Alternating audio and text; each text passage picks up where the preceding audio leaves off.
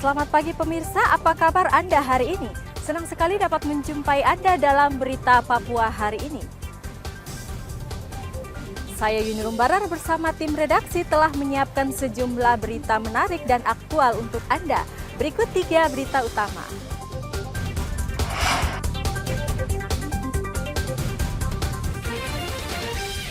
Polisi meringkus seorang anggota kelompok kriminal bersenjata di Yalimo.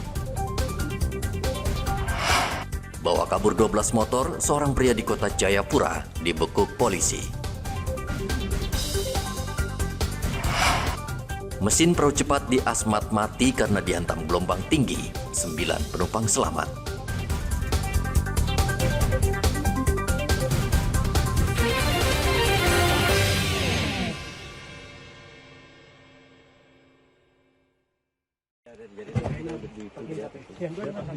Satgas Damai Kartens pada hari Senin membekuk seorang anggota kelompok kriminal bersenjata atau KKB bernama Okoni Siep di distrik Elelim, Kabupaten Yalimo, Papua Pegunungan.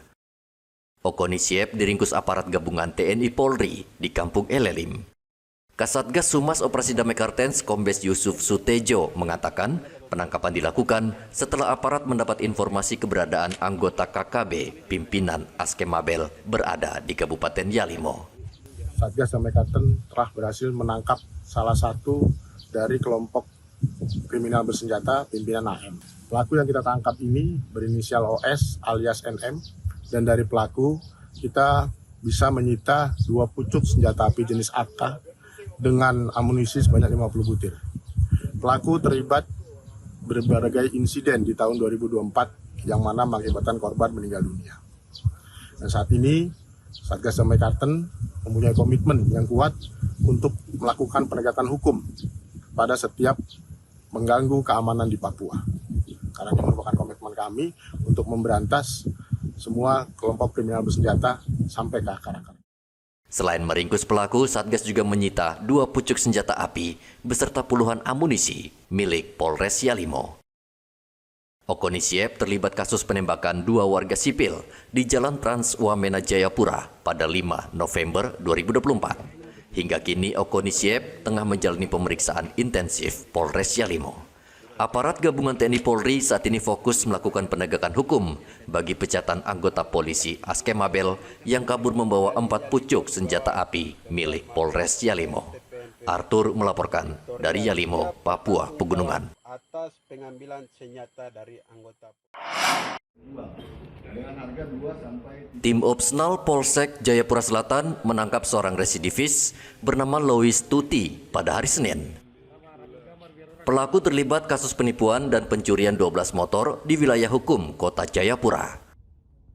Kapolresta Jayapura Kota, Kombes Victor Makbon mengatakan kasus ini berawal dari laporan seorang korban bernama Agustinus yang ditipu oleh tersangka.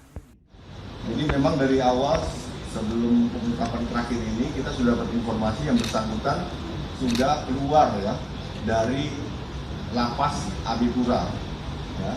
Dan juga kita menerima laporan ya bahwa ada berbagai kejadian ya penipuan dengan modus yang sama, dan kita bisa identifikasi yang bersangkutan ini residivis Tuti ya. Nah kebetulan pada tanggal 22 Januari ya yang bersangkutan melakukan aksinya terhadap Agustinus dengan Tuti menjanjikan memberikan pekerjaan kepada Agustinus. Kemudian mereka berdua jalan menuju otonom. Dan setelah itu handphone ya daripada Agustinus itu dipinjam dengan alasan mau menghubungi keluarganya yang akan memberikan pekerjaan. Di samping handphone, kemudian dia juga meminjam juga motor tersebut dengan alasan mau ketemu juga dengan saudara tersebut. Ternyata ditunggu ya dengan waktu yang cukup lama ya Tuti tidak kembali ya. Untuk menjalankan aksinya, tersangka yang sudah 3 kali masuk penjara dengan kasus yang sama menawarkan pekerjaan dengan upah besar dan meminjam motor korban. Motor hasil curian dijual tersangka ke Kabupaten Sarmi dengan harga 2 hingga 3 juta rupiah. Tersangka dijerat dengan pasal 378 KUHP tentang penipuan dan penggelapan dengan ancaman penjara 12 tahun. Dari Kota Jayapura, Papua, Hendra melaporkan.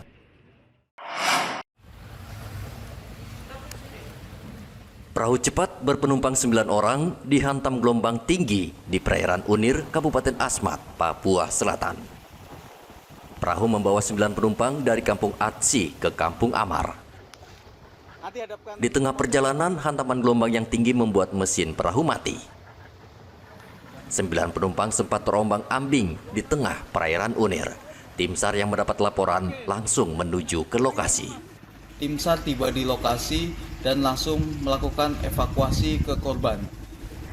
6 orang dievakuasi ke Posar Agats dalam keadaan selamat, 3 anak-anak dan 3 dewasa.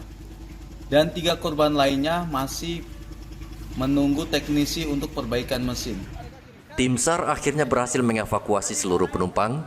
Tim SAR mengimbau warga Asmat tidak melakukan perjalanan karena saat ini kondisi cuaca di perairan Asmat buruk. Dari Asmat, Papua Selatan, Igobat Momolin melaporkan.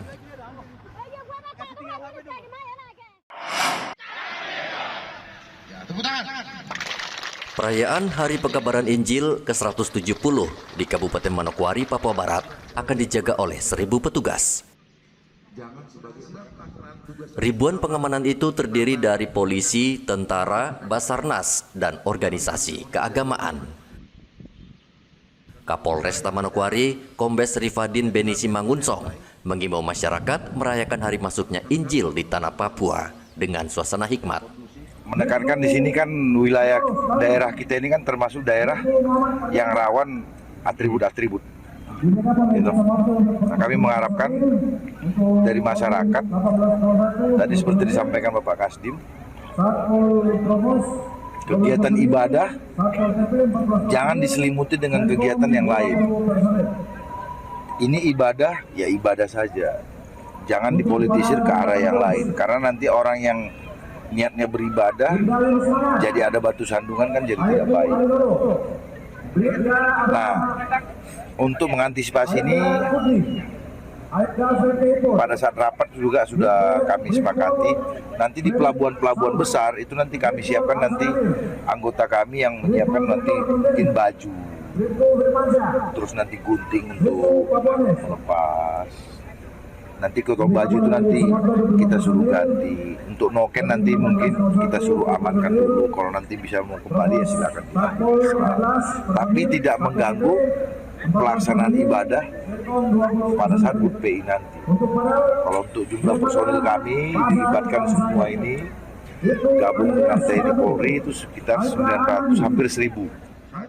Polisi juga rutin melakukan razia sebelum acara puncak hari masuknya Injil pada hari ini. Selain razia, polisi dan tentara juga rutin berpatroli. Mudah-mudahan tidak ada hal yang bisa menimbulkan situasi tidak kondusif. Namun kami juga meminta kepada masyarakat, ini tidak mungkin TNI Polri saja, tapi peran serta masyarakat juga ada.